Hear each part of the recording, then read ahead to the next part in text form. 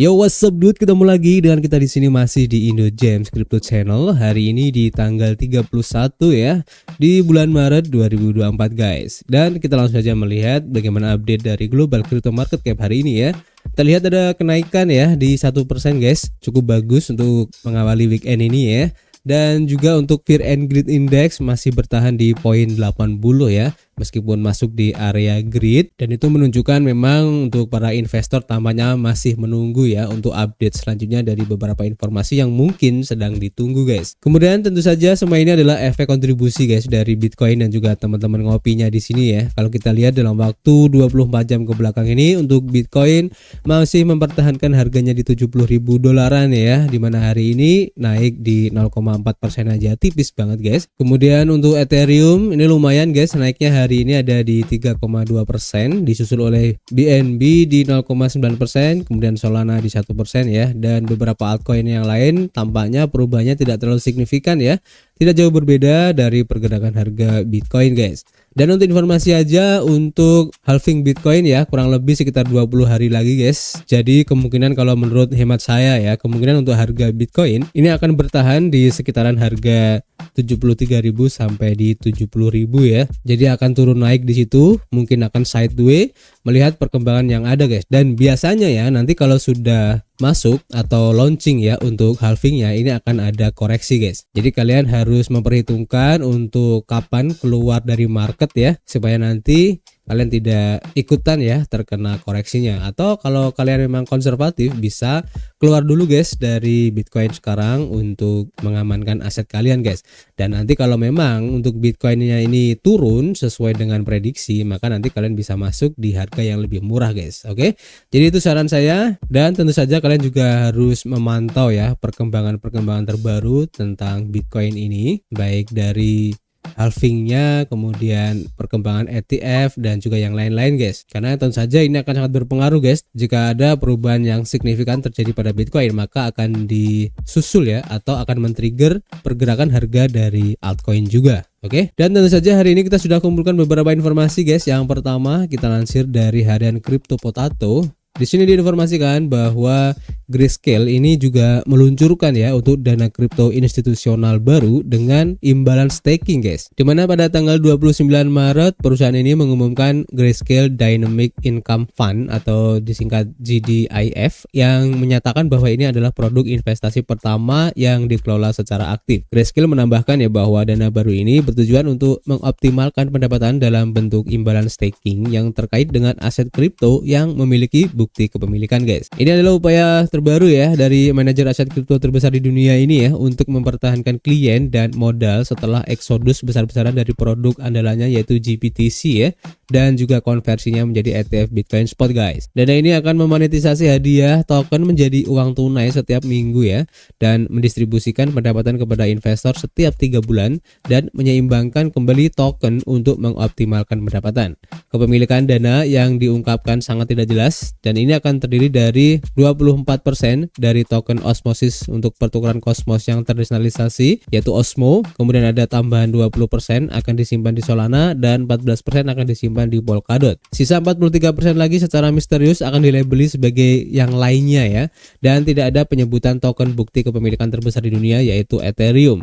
Nah, manajer portofolio untuk GDIF adalah Matt Maximo yang telah bergabung dengan Grayscale Investment sejak 2021 kemarin guys. Selain itu, dana baru ini hanya tersedia untuk individu berpenghasilan tinggi ya, dengan aset kelolaan lebih dari 1,1 juta dolar atau kekayaan bersihnya lebih dari 2,2 juta dolar dan memiliki biaya kinerja di 10% guys. Jadi apakah langkah yang dilakukan oleh Grayscale ini bisa mempertahankan atau sedikit meredam ya eksodus besar-besaran yang terjadi kemarin? Dan ini cukup menarik kalau kita lihat ya, karena tentu saja dengan penghasilan pasif yang akan didapatkan oleh para investor ini tentu saja akan menjadi daya tarik yang cukup lumayan menarik guys. Oke, jadi kita tunggu aja nanti efeknya seperti apa.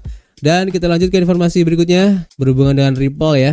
Kita lansir dari harian Crypto Intelligence, di mana Ripple meluncurkan AMM ya, atau Automated Market Maker di XRPL ya, dan merevolusi landscape DeFi-nya guys. Jadi inovasi ini bertujuan untuk melengkapi pertukaran terdesentralisasi DEX dari XRPL yang sudah ada, yang terutama beroperasi pada model buku pesanan tradisional yang tidak memiliki kemajuan seperti yang terlihat pada protokol DeFi yang lebih baru guys. Di mana blockchain XRPL ini yang menjadi dasar dari operasi Ripple siap untuk merevolusi keuangan terdesentralisasi atau DeFi dengan protokol AMM yang baru saja diluncurkan, yaitu XLS 30. Nah, pengembangan ini sebuah upaya kolaboratif dengan komunitas XRPL ya, dirancang untuk memperkaya ekosistem blockchain secara signifikan. Pengumuman protokol AMM XLS 30 dari Ripple ini ya, menandai perluasan penting dalam kemampuan DeFi ekosistem di XRPL yang memfasilitasi aplikasi DeFi lintas rantai di 50 platform blockchain. Selain itu, mengintegrasikan dengan layanan perpesanan lintas rantai seperti XLR diharapkan dapat memperluas jangkauan dan kegunaan solusi DeFi berbasis XRPL di berbagai ekosistem blockchain. CTO dari Ripple dan salah satu pendiri XRPL yaitu David Schwartz telah berbagi wawasan tentang perjalanan pengembangan AMM sejak Juni 2022 ya, dengan menekankan perannya dalam meningkatkan sistem buku pesanan di Decentral Exchange. Kurangnya fitur kepatuhan bawaan di AMM dipandang sebagai pelengkap kesesuaian DEX untuk lembaga keuangan besar ya, yang terlibat dalam perdagangan token populer bervolume tinggi. Dan penambahan baru pada XRPL DEX ini ya, diharapkan dapat menciptakan lingkungan perdagangan yang lebih dinamis ya, untuk beragam peserta, mulai dari investor retail hingga pemain institusional guys. Upaya sedang dilakukan untuk memasukkan mekanisme kepatuhan peraturan on-chain untuk lebih memfasilitasi keterlibatan institusional dengan protokol ini guys. Kolaborasi antara Ripple dan komunitas XRPL dalam mengembangkan AMM menggarisbawahi potensi protokol perpesanan lintas rantai untuk menarik investasi ya, pengembang dan juga pedagang dari seluruh spektrum blockchain, menjanjikan landscape DeFi yang lebih terhubung dan efisien guys. Nah, ini menarik ya. Jadi kita tunggu aja seperti apa nanti implementasi dari DEX-nya si XRP ini guys, dan apakah bisa bersaing dengan DEX-DEX yang lain. Kita akan lihat nanti seperti apa. Oke. Kita lanjut ke informasi berikutnya. Kita lansir dari bitcoin.com, diinformasikan bahwa eksekutif dari Binance yang ditahan di Nigeria ya, ini menuntut Badan Anti Graft Nigeria atas pelanggaran hak asasi guys. Jadi kalau kalian mengikuti beberapa informasi ya yang berhubungan dengan Binance, ini ada sedikit masalah ya di Nigeria, dan mungkin tidak terlalu berpengaruh untuk Binance itu sendiri, tapi ya cukup menarik guys untuk dibahas ya. Jadi pelanggaran hak asasi atau kebebasan pribadi ya oleh eksekutif senior Binance yang ditahan, yaitu Tigran Gambaryan, telah menuntut Badan Anti Korupsi Nigeria dan juga Kantor Penasihat Keamanan Nasional negara tersebut ya, karena telah melanggar hak-hak fundamentalnya guys, atau hak asasi ya. Di mana gugatan yang ia ajukan bersama dengan Nadim Anjarwala yang baru-baru ini melarikan diri dari tahanan juga meminta pengadilan Nigeria untuk membebaskannya. Menurut laporan dari Reuters, Gambaryan ini menyatakan niatnya ketika dia muncul di hadapan Hakim Pengadilan Tinggi Federal Nigeria, yaitu Yang Eko. Sesuai laporan tersebut, eksekutif Binance ingin pengadilan menyatakan penyitaan paspornya sebagai pelanggaran hak fundamentalnya atas kebebasan pribadi. Pada akhir Februari ya, Gambaryan dan Anjarwala ini ditahan oleh agen dari Kantor Penasihat Keamanan Nasional tak lama setelah tiba di negara tersebut ya. Dan kedua eksekutif tersebut berada di negara itu untuk menangani tuduhan bahwa Binance mengizinkan spekulan mata uang di platformnya untuk memanipulasi mata uang lokal. Pertukaran kripto secara konsisten membantah tuduhan tersebut guys. Setelah pembicaraan antara para eksekutif dan pejabat pemerintah gagal, Gambaryan dan Anjarwala ini ditangkap dan dipindahkan ke Wisma pemerintah di ibu kota Abuja. Sementara itu, selain meminta pengembalian paspornya, Gambaryan yang kini telah menghabiskan lebih dari 30 hari dalam tahanan, mengatakan bahwa ia ingin pemerintah Nigeria mengeluarkan permintaan maaf secara terbuka, dan dia juga ingin pengadilan mengeluarkan perintah penahanan untuk penahanan lebih lanjut. Menurut laporan Reuters, pengacara dari Kantor Penasihat Keamanan Nasional dan lembaga anti korupsi yang dikenal sebagai Komisi Kejahatan Ekonomi dan Keuangan tidak menghadiri sidang tersebut, sehingga memaksa pengadilan untuk menunda persidangan. Dan sidang berikutnya akan dijadwalkan pada tanggal 8 April nanti guys. Jadi meskipun masalah ini tidak secara langsung ya akan berpengaruh terhadap Binance itu sendiri, tapi ya ini karena yang mendapat masalah adalah orang-orang penting ya di Binance, tentu saja ini pasti sedikit banyak akan mempengaruhi ya dari Binance itu sendiri.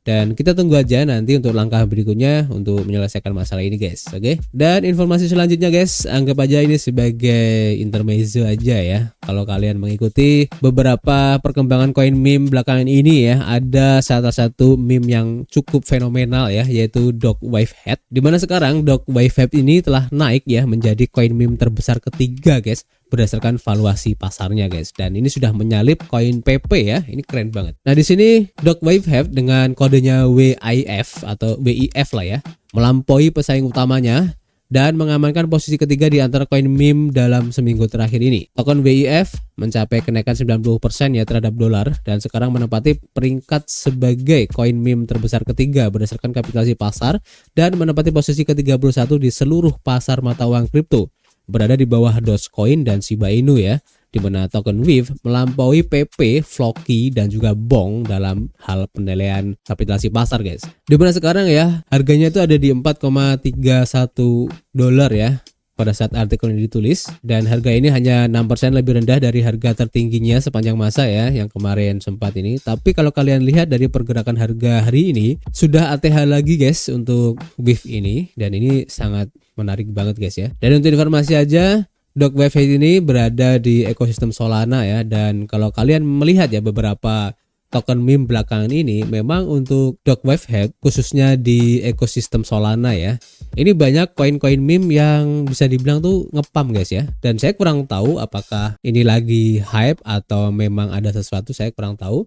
Dimana kalau kalian lihat dari pergerakan grafik hari ini ya, ATH lagi guys di posisi 4,8 dolar ya, ini keren banget. Dan apakah masih bisa naik lagi, saya kurang tahu, karena kalau kalian cek di websitenya tampilan itu cuma seperti ini aja guys, tidak ada sesuatu yang spesial ya, dan bisa dibilang ini tidak jauh berbeda dengan koin meme yang lain ya, yang hanya mengandalkan komunitasnya ya untuk bisa menaikkan ataupun membuat koin meme tersebut bisa menjadi besar ya. Hanya seperti ini, tidak ada yang berbeda dari koin meme yang lain ya, dan tentu saja ini pure dari komunitas ya yang bisa membuat harga dari Dog Wave Head ini bisa mencapai 100 besar ya di coin market cap. Ini keren banget guys. Dan tentu saja buat teman-teman semua yang mungkin ya tertarik untuk invest di Dog Wave Head, saran saya ini agak terlalu riskan ya, karena sekarang sudah HTH lagi dan pasti namanya juga koin meme ya, ini sangat riskan dan sangat beresiko sekali, dan memang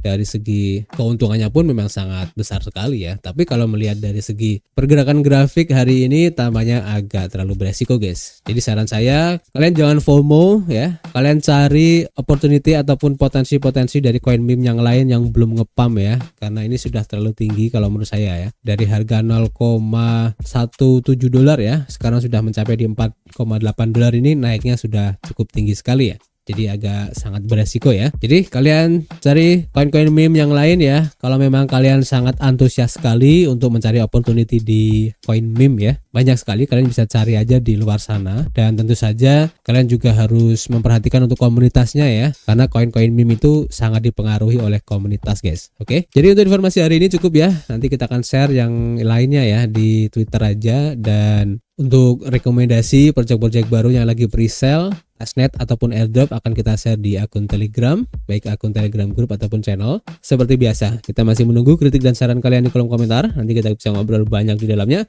Dan tentu saja kita ketemu lagi di informasi berikutnya. Peace.